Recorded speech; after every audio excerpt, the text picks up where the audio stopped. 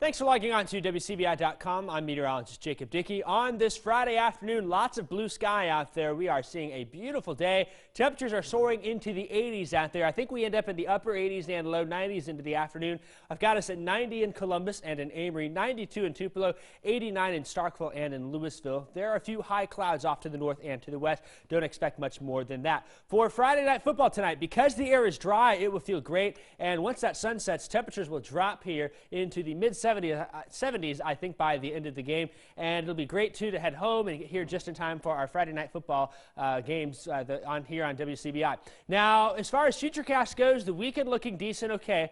And we do think that maybe Sunday we get a few isolated showers as some Gulf moisture returns. But really, we've been focusing on Dorian right here. That's the storm that we have to watch. Doesn't look like it will impact us locally over Labor Day, though we do get the chance for a few isolated showers and storms on Sunday, even into Monday. Something to watch there as our temperatures stay in the low 90s. Let's talk about Dorian now. It's the big story across the southeast, really the United States. Everyone is watching to see what it will do here as it continues to organize in the Caribbean Sea, moving off to the north and to the west. The latest has it as still a Category 2, a strong Category 2. That's as of the 10 a.m. update locally.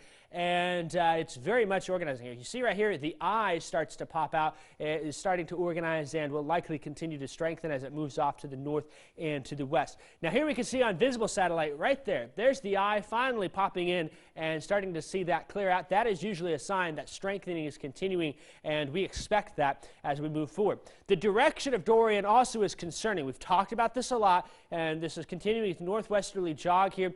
This big ridge of high pressure over Bermuda will end up deflecting it off to the west towards Florida, and that's something of concern. Once that happens, then it will likely make that jog then towards south central Florida and come very close, if not make it on the coast. And then we expect the ridge of high pressure over Texas to help bounce it off to the north as this one weakens. So a curve will occur then to the north and then off to the north and to the east there as it goes up the eastern seaboard. Where that curve occurs still is a little uncertain here.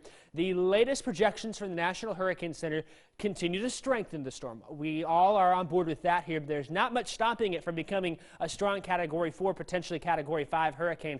And it will approach Florida Monday morning into really Tuesday night here as that main window when the strongest part of the storm comes on in. Monday morning just offshore past the Bahamas with 140 mile an hour sustained winds. And their projection has it making landfall and then steering to the north. Now, there still is some opportunity that may happen just prior to landfall, and that would honestly be a good thing to happen. Still would be bad for Florida and some of the eastern seaboard, but if we keep the eye just off the coast, then lesser winds would be found on that left side. We wouldn't get the core of the storm.